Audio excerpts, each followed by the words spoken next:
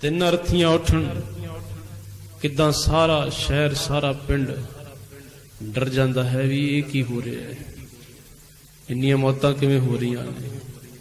ਲਾਲ ਚੰਦ ਕਹਿਣ ਲੱਗਾ ਤਿੰਨ ਕਫਨ ਤੂੰ ਕੀ ਕਰਨੇ ਐ, ਤਿੰਨ ਕਫਨ, ਤਿੰਨ ਮੌਤਾਂ ਕਿਹਦੀਆਂ ਹੋ ਗਈਆਂ, ਸਾਰੀ ਵਾਰਤਾ ਦੱਸੀ। ਲਾਲ ਚੰਦ ਦੇ ਨੇਤਰ ਭਰ ਆਏ, ਕਹਿਣ ਲੱਗਾ ਅੱਜ ਤੇਰੀ ਦੁਕਾਨ ਦੇ ਵਿੱਚੋਂ ਇਹ ਕਫਨ ਦਾ ਕੱਪੜਾ ਜਿਹੜਾ ਹੋਏਗਾ ਸਭ ਤੋਂ ਮਹਿੰਗਾ ਕੱਪੜਾ ਹੋਏਗਾ। ਹੁਣ ਮੋਹਰਾਂ ਵਿਛਾਉਣ ਦੀ ਪਹਿਲਾਂ ਗੱਲ ਕੀਤੀ ਜਾਂਦੀ ਹੈ ਕਿ ਮੋਹਰਾਂ ਵਿਛਾਈਆਂ ਜਾਣੀਆਂ ਨੇ। ਮੋਹਰਾਂ ਜਿੰਨੀਆਂ ਘਰ ਦੇ ਵਿੱਚ ਹੁੰਦੀਆਂ ਨੇ, ਜਿੰਨਾ ਧਨ ਪਿਆ ਹੁੰਦਾ ਹੈ, ਕੁਛ ਵੇਚ ਵੱਟ ਕੇ ਮੋਹਰਾਂ ਦਾ ਪ੍ਰਬੰਧ ਕਰਕੇ ਕਿਵੇਂ ਨਾ ਕਿਵੇਂ ਇੱਧਰ ਉੱਧਰੋਂ ਵੱਧ ਤੋਂ ਵੱਧ ਮੋਹਰ ਲੈ ਕੇ ਆਉਂਦਾ ਹੈ। ਹੁਣ ਮੋਹਰਾਂ ਵਿਛਾਉਣ ਦੀ ਗੱਲ ਆਉਂਦੀ ਹੈ। ਥੈਲੇ ਵਿੱਚੋਂ ਕੱਢ ਕੇ ਚਿਣੀਆਂ ਧਰਤੀ ਤੇ ਫੇਰ ਮੋਹਰਾਂ ਨੇ, ਫਿਰ ਵੀ ਸਬਰ ਨਹੀਂ ਹੈ ਕਰਿਆ ਜ਼ਾਲਮ ਆਦਮ ਖੋਰਾਂ ਨੇ। ਧਰਤੀ ਉੱਤੇ ਚਿਣੀਆਂ ਮੋਹਰਾਂ ਸੂਬੇ ਆ ਠੁਕਰਾਈਆਂ ਨੇ, ਖੜਵੇਂ ਲੋਟ ਕੇ ਹਾਸੀ ਤੈਨੂੰ ਇਹ ਤੈ ਕਿਵੇਂ ਵਛਾਈਆਂ ਨੇ। ਜਾਏ ਵੀ ਆਪਣੇ ਘਰ ਨੂੰ ਲੈ ਜਾ, ਜਾਂ ਫੇਰ ਹੋਰ ਲਿਆ ਸੇਠਾ, ਪੂਰਾ ਮੁੱਲ ਦਿੱਤੇ ਬਿਨਾ ਤੂੰ ਨੀ ਸਕਦਾ ਚਿਖਾ ਬਣਾ ਸੇਠਾ।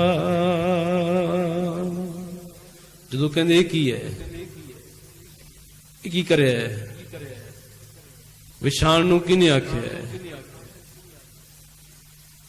ਖੜੀਆਂ ਕਰ।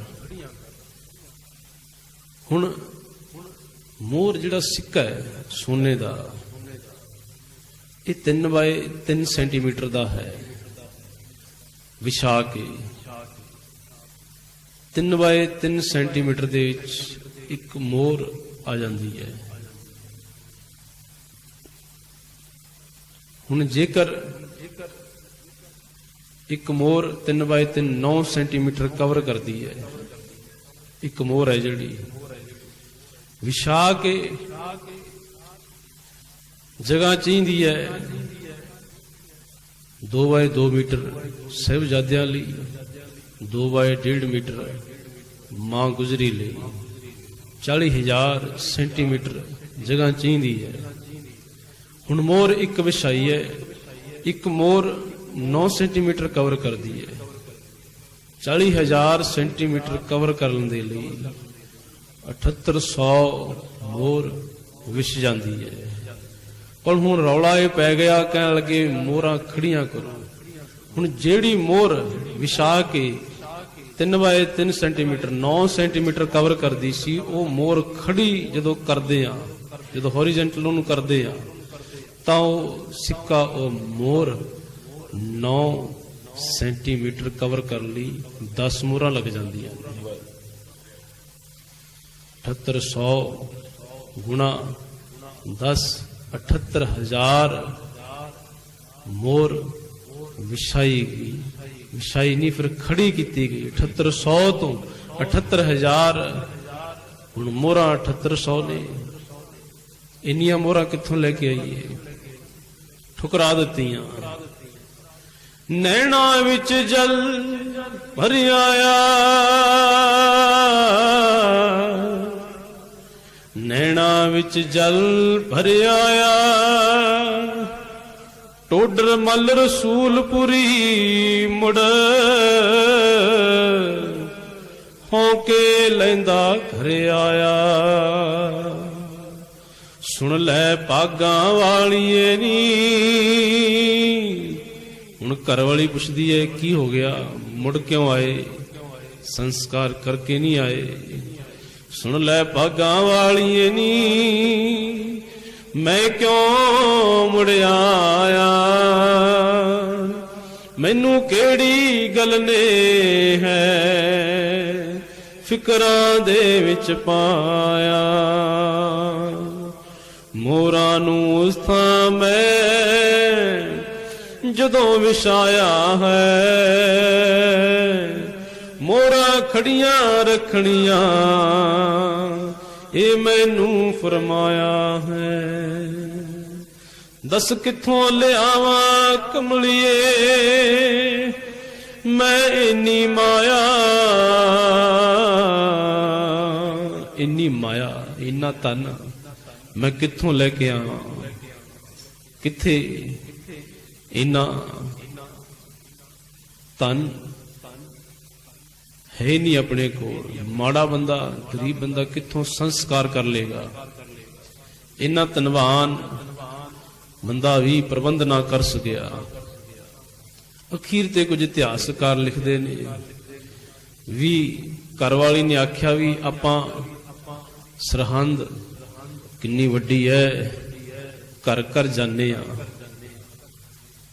ਜਿਹੜੇ ਆਪਣੇ ਜਾਣ ਪਛਾਣ ਦੇ ਆ ਘਰ ਘਰ ਜਾ ਕੇ ਜਦੋਂ ਧਨਵਾਨ ਬੰਦਾ ਅੱਗੇ ਲੱਗ ਜਾਂਦਾ ਹੈ, ਸਾਰਾ ਜਿੰਨਾ ਵੀ ਪਿੰਡ ਸ਼ਹਿਰ ਹੁੰਦਾ ਹੈ ਉਹਨੂੰ ਕੁਛ ਨਾ ਕੁਛ ਦਿੰਦਾ ਹੈ। ਜਦੋਂ ਧਨਵਾਨ ਇਨਸਾਨ ਅੱਗੇ ਲੱਗ ਕੇ ਚੱਲਦਾ ਹੈ, ਕਹਿਣ ਲੱਗੇ ਫਿਰ ਕੀ ਕਰੀਏ। ਘਰ ਵਾਲੀ ਕਹਿਣ ਲੱਗੀ ਆਪਾਂ ਜਾਂਦੇ ਹਾਂ ਘਰ ਘਰ, ਕੁਝ ਇਕੱਠੀਆਂ ਕਰਦੇ ਹਾਂ ਮੋਹਰਾਂ, ਕੁਛ ਘਰ ਵੇਚ ਦਿਆਂਗੇ, ਜਾਇਦਾਦ ਵੇਚ ਦਿਆਂਗੇ, ਕੁਛ ਮੋਹਰਾਂ ਇਕੱਠੀਆਂ ਕਰ ਲਾਂਗੇ, ਪਰ ਸੰਸਕਾਰ ਆਪਾਂ ਜ਼ਰੂਰ ਕਰਨਾ ਹੈ। ਹੁਣ ਘਰ ਘਰ ਜਾਂਦੇ ਐ, ਗੱਲਬਾਤ ਕਰਦੇ ਐ ਵੀ ਇੰਨੀਆਂ ਮੋਹਰਾਂ ਸਾਡੇ ਕੋਲ ਹਨ, ਕੁਛ ਤੁਸੀਂ ਸਾਡੀ ਮਦਦ ਕਰੋ, ਆਪਾਂ ਲਾਸ਼ਾਂ ਦਾ ਸੰਸਕਾਰ ਕਰ ਦਈਏ। ਹੁਣ ਘਰ ਘਰ ਦੇ ਵਿੱਚ ਜਾ ਕੇ ਮੋਹਰਾਂ ਇਕੱਠੀਆਂ ਕਰਕੇ ਮੰਗ ਕੇ ਜਦੋਂ ਕੋਈ ਪੁੱਛਦਾ ਵੀ ਗੱਲ ਕੀ ਕਰਨਾ ਕੀ ਹੈ ਤੁਸੀਂ, ਉਸ ਵੇਲੇ ਫਿਰ ਕਹਿਣ ਲੱਗੇ ਕੋਈ ਖਾਲੀ ਨਾ ਮੋੜਿਓ, ਟੋਡਰ ਮਲ ਮੰਗਤਾ ਬਣਿਆ, ਕੋਈ ਖਾਲੀ ਨਾ ਮੋੜਿਓ, ਟੋਡਰ ਮਲ ਮੰਗਤਾ ਬਣਿਆ, ਕੋਈ ਖਾਲੀ ਨਾ ਮੋੜਿਓ, ਟੋਡਰ ਮਲ ਮੰਗਤਾ ਬਣਿਆ। ਕਹਿਣ ਲੱਗੇ ਗੱਲ ਕੀ ਹੋ ਗਈ, ਪਰ ਲੋਕ ਸੁਧਾਰ ਗਈ, ਕਲਗੀਧਰ ਸਤਿਗੁਰ ਦੀ ਮਾਤਾ, ਪਰ ਲੋਕ ਸੁਧਾਰ ਗਈ, ਕਲਗੀਧਰ ਸਤਿਗੁਰ ਦੀ ਮਾਤਾ, ਪਰ ਲੋਕ ਸੁਧਾਰ ਗਈ, ਕਲਗੀਧਰ ਸਤਿਗੁਰ ਦੀ ਮਾਤਾ। ਤਿੰਨਾਂ ਦੀਆਂ ਲਾਸ਼ਾਂ ਨੂੰ, ਤਿੰਨਾਂ ਦੀਆਂ ਲਾਸ਼ਾਂ ਨੂੰ ਪਾਪੀ ਲੋਕਾਂ ਧਰਤ ਲੁਟਾਤਾ, ਤਿੰਨਾਂ ਦੀਆਂ ਲਾਸ਼ਾਂ ਨੂੰ ਪਾਪੀ ਲੋਕਾਂ ਧਰਤ ਲੁਟਾਤਾ। ਨਾ ਨੰਗਿਆਂ ਮੁਖੜਿਆਂ ਤੇ ਕਫਨ ਵੀਰ ਕਿਸੇ ਨੇ ਪਾਇਆ, ਕੋਈ ਖਾਲੀ ਮੋੜਿਓ ਨਾ, ਟੋਡਰ ਮਲ ਮੰਗਤਾ ਬਣਿਆ, ਕੋਈ ਖਾਲੀ ਮੋੜਿਓ ਨਾ, ਟੋਡਰ ਮਲ ਮੰਗਤਾ ਬਣਿਆ। ਸੋਹਣੇ ਮੁਖੜਿਆਂ ਤੇ ਨਾ ਕਫਨ ਕਿਸੇ ਨੇ ਪਾਇਆ, ਖਾਲੀ ਮੋੜਿਓ ਨਾ, ਟੋਡਰ ਮਲ ਮੰਗਤਾ ਬਣਿਆ, ਜੀ ਖਾਲੀ ਮੋੜਿਓ ਨਾ, ਟੋਡਰ ਮਲ ਮੰਗਤਾ ਬਣਿਆ। ਹੁਣ ਮੋਹਰਾਂ ਖੜੀਆਂ ਕੀਤੀਆਂ ਗਈਆਂ, ਘਰ ਘਰ ਜਾ ਕੇ ਮੰਗ ਕੇ ਕੁਛ ਜ਼ਮੀਨ ਜਾਇਦਾਦ ਵੇਚ ਕੇ 78,000 ਮੋਹਰ ਸੋਨੇ ਦੀ 400 ਕਰੋੜ ਰੁਪਇਆ ਕਰੀਬ ਬਣਦਾ ਹੈ। ਉਹ ਜਗ੍ਹਾ ਲੈ ਕੇ ਹੁਣ ਹੁਕਮ ਇਹ ਕੀਤਾ ਗਿਆ ਵੀ ਲਾਸ਼ਾਂ ਦਾ ਸੰਸਕਾਰ ਤਾਂ ਕਰ ਲੈ, ਰੌਲਾ ਨਾ ਪਾ ਬਹੁਤਾ। ਲਾਸ਼ਾਂ ਚੁੱਕਣ ਲਈ ਕੋਈ ਅੱਗੇ ਨਹੀਂ ਆ ਰਿਹਾ, ਡਰਦਾ। ਹੈਲਪ ਮਦਦ ਲਈ ਵੀ ਚੁੱਕੇ 1.5-2 ਕਿਲੋਮੀਟਰ ਲੈ ਕੇ ਜਾਣੀ ਹੈ ਲਾਸ਼, ਉੱਥੇ ਚਿਖਾ ਤਿਆਰ ਕਰਨੀ ਹੈ, ਕੋਈ ਡਰਦਾ ਨੇੜੇ ਨਹੀਂ ਆ ਰਿਹਾ। ਇੱਥੇ ਜਿਹੜਾ ਜ਼ਿਕਰ ਆਇਆ ਇਤਿਹਾਸ ਦੇ ਵਿੱਚ ਵੀ ਇਹਦਾ ਭਰਾ ਸੇਠ ਟੋਡਰ ਮੱਲ ਜੀ ਦਾ ਇੱਕ ਭਰਾ ਅਤੇ ਇੱਕ ਇਹਨਾਂ ਦੀ ਪਤਨੀ ਜਿਨ੍ਹਾਂ ਦਾ ਨਾਮ ਕ੍ਰਿਸ਼ਨਾ ਦੇਵੀ, ਕਹਿਣ ਲੱਗੇ ਉਹ ਅੱਗੇ ਆਏ, ਨਾਲ ਉਹਨਾਂ ਨੇ ਮਦਦ ਕੀਤੀ। ਲਾਸ਼ਾਂ ਚੁੱਕ ਕੇ ਲਿਜਾਈਆਂ ਗਈਆਂ। ਫਿਰ ਜਿੱਥੇ ਕਹਿੰਦਾ ਇੰਨਾ ਘਰ-ਬਾਰ ਵਿਕ ਗਿਆ, ਇੰਨਾ ਖਰਚਾ ਹੋ ਗਿਆ, ਹੁਣ ਸੰਸਕਾਰ ਦੇ ਵਿੱਚ ਢਿੱਲ ਕਿਉਂ? ਇਹਨੇ ਲਿਖਣ ਵਾਲੇ ਇਤਿਹਾਸਕਾਰ ਕਹਿੰਦੇ ਘਿਓ ਵੀ ਲਿਆਂਦਾ, ਦੇਸੀ ਘਿਓ ਲਿਆਇਆ, ਜੋ ਰਵਾਇਤ ਮੰਨ ਲਓ ਰਿਵਾਜ ਹੈ। ਫਿਰ ਇਹਨੇ ਲੱਕੜਾਂ ਚੰਦਨ ਦੀਆਂ ਤਿਆਰ ਕਰਵਾਈਆਂ, ਚਿਖਾ ਤਿਆਰ ਹੋਈ। ਚਿਖਾ ਤਿਆਰ ਕਰਵਾ ਕੇ ਇਸਨੇ ਫਿਰ ਦਾਦੀ ਮਾਂ ਨੂੰ ਲਟਾ ਕੇ ਪਾ ਕੇ ਦੋਵੇਂ ਬੱਚਿਆਂ ਨੂੰ ਵੀ ਸੱਜੇ ਤੇ ਖੱਬੇ ਇਸੇ ਤਰ੍ਹਾਂ ਪਾ ਦਿੱਤਾ, ਜਿੱਦਾਂ ਸ਼ੁਰੂ ਤੋਂ ਨਾਲ ਸੱਜੇ ਤੇ ਖੱਬੇ ਉਂਗਲੀ ਫੜ ਕੇ ਬੁੱਕਲ ਦੇ ਵਿੱਚ ਲੈ ਕੇ ਉਂਗਲੀ ਫੜ ਕੇ ਚੱਲਦੀ ਸੀ, ਖਿਡਾਉਂਦੀ ਸੀ ਅਤੇ ਬੁੱਕਲ ਦੇ ਵਿੱਚ ਸੱਜੇ ਖੱਬੇ ਲੈ ਕੇ ਸੌਂਦੀ ਸੀ। ਇਸੇ ਤਰ੍ਹਾਂ ਸੱਜੇ ਤੇ ਖੱਬੇ ਚਿਖਾ ਤਿਆਰ ਕੀਤੀ ਗਈ। ਹੁਣ ਵਾਰੀ ਆਉਂਦੀ ਹੈ ਚਿਖਾ ਨੂੰ ਅੱਗ ਦੇਣ ਦੀ, ਲਾਂਬੂ ਲਾਉਣ ਦੀ। ਹੁਣ ਲਾਂਬੂ ਲਾਉਣ ਵੇਲੇ ਸੰਸਾਰੀ ਰਵਾਇਤ ਹੈ ਵੀ ਆਪਣਾ ਕੋਈ ਹੋਵੇ। ਤੁਸੀਂ ਇਹ ਸੋਚੋਗੇ ਵੀ ਜਿਹੜੇ ਗੁਰੂ ਨੇ, ਜਿਸ ਗੁਰੂ ਤੇਗ ਬਹਾਦਰ ਨੇ ਹਿੰਦ ਲਈ ਸੀਸ ਦਿੱਤਾ, ਯਾਦ ਰੱਖਿਓ ਇੱਕ ਗੱਲ, ਸੁੱਚਾ ਨੰਦ ਵੀ ਹਿੰਦੂ ਧਰਮ ਤੋਂ ਸੰਬੰਧਿਤ ਹੈ, ਪਰ ਦਿਮਾਗ ਦੇ ਵਿੱਚ ਧਰਮ ਵਾਲੀ ਕੋਈ ਗੱਲ ਨਹੀਂ ਹੈ। ਟੋਡਰ ਮੱਲ ਵੀ ਅਸਲ ਦੇ ਵਿੱਚ ਜੇ ਵੇਖਿਆ ਜਾਵੇ ਤਾਂ ਇਸੇ ਸਮਾਜ ਦਾ, ਧਰਮ ਦਾ ਬੰਦਾ ਹੈ। ਪਰ ਇੱਥੇ ਫਿਰ ਬੇਨਤੀ ਕਰਾਂ, ਧਰਮਾਂ ਦੀ ਕੋਈ ਗੱਲ ਨਹੀਂ। ਧੌਲ ਧਰਮ ਦਇਆ ਕਾ ਭੂਤ, ਜਿਹੜੇ ਬੰਦੇ ਦੇ ਅੰਦਰ ਦਇਆ ਆ ਜੇ, ਤਰਸ ਆ ਜੇ, ਭਾਵੇਂ ਕਿਸੇ ਵੀ ਧਰਮ ਦਾ ਹੈ, ਉਹ ਧਰਮੀ ਵੱਡਾ ਹੈ। ਉੱਥੇ ਕਰਮਕਾਂਡ ਪਿੱਛੇ ਚਲੇ ਜਾਂਦੇ ਹੈ। ਦਇਆ ਕਾ ਭੂਤ। ਹੁਣ ਲਾਂਬੂ ਲਾਉਣ ਦੀ, ਚਿਖਾ ਨੂੰ ਅਗਨ ਦੇਣ ਦੀ ਜਦੋਂ ਗੱਲ ਆਉਂਦੀ ਹੈ, ਉਸ ਵੇਲੇ ਸਮਝਿਆ ਜਾਂਦਾ ਹੈ ਵੀ ਆਪਣਾ ਕੋਈ ਹੋਵੇ, ਆਪਣੇ ਪਰਿਵਾਰ ਚੋਂ ਕੋਈ ਹੋਵੇ। ਪਰ ਜਿਸ ਗੁਰੂ ਨੇ ਹਿੰਦ ਦੀ ਰੱਖਿਆ ਲਈ, ਜਿਸ ਦਾਦੇ ਨੇ, ਜਿਸ ਦਾਦੀ ਨੇ, ਜਿਸ ਸਾਰੇ ਹੀ ਪਰਿਵਾਰ ਨੇ ਹਿੰਦੁਸਤਾਨ ਦੀ ਇੱਜ਼ਤ ਆਬਰੂ ਲਈ ਸੀਸ ਕਟਵਾਏ ਪਰ ਸਿਰ ਨਾ ਦਿੱਤੇ, ਕਹਿਣ ਲੱਗੇ ਅੱਜ ਉਸੇ ਪਰਿਵਾਰ ਦੇ ਨਿੱਕੇ ਨਿੱਕੇ ਬੱਚਿਆਂ ਨੂੰ ਕੋਈ ਅਗਨ ਦੇਣ ਲਈ ਨਹੀਂ ਹੈ ਕੋਲੇ।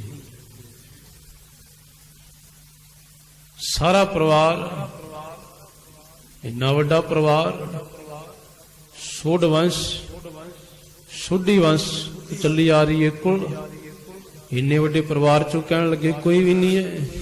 ਕਹਿਣ ਲੱਗੇ ਅਸਲ ਦੇ ਵਿੱਚ ਇਹ ਸੰਸਾਰੀ ਨਹੀਂ, ਵੀ ਸੰਸਾਰ ਵਾਂਗੂ ਸੋਚਣਗੇ, ਸੰਸਾਰ ਵਾਂਗੂ ਸੋਚਦੇ। ਅੱਜ ਅੱਗੇ ਦੇ ਅੱਗੇ ਪੀੜ੍ਹੀਆਂ ਤਖਤਾਂ ਤੇ ਬੈਠੀਆਂ ਹੁੰਦੀਆਂ ਤੇ ਪਤਾ ਨਹੀਂ ਕਿੱਦਾਂ ਦਾ ਮਾਹੌਲ ਬਣਿਆ ਹੁੰਦਾ। ਗੁਰੂ ਦੀ ਸੋਚ ਸੰਸਾਰੀ ਨਹੀਂ ਹੈ। ਲਾਂਬੂ ਲਾਉਣ ਵਾਲੇ ਜਿਹੜੇ ਸੋਚਦੇ ਐ, ਹੌਲੀ ਸੋਚ ਹੈ, ਕਹਿਣ ਲੱਗੇ ਇਹਨਾਂ ਦੇ ਤੇ ਸਾਰਾ ਪਰਿਵਾਰ ਹੀ ਲਿਖੇ ਲਾਤਾ ਵੀ ਲਾਂਬੂ ਲਾਉਣ ਲਈ ਕੋਈ ਬਚੇ ਨਾ ਬਚੇ। ਘਰ ਸਾਂਭਣ ਵਾਲਾ ਕੋਈ ਨਹੀਂ, ਘਰ ਵੀ ਨਹੀਂ, ਘਰ ਵੀ ਲੁਟਾ ਦਿੱਤਾ। ਸਾਰਾ ਕੁਝ ਹੀ ਹਿੰਦ ਦੀ ਰੱਖਿਆ ਲਈ ਕੁਰਬਾਨ ਕੀਤਾ।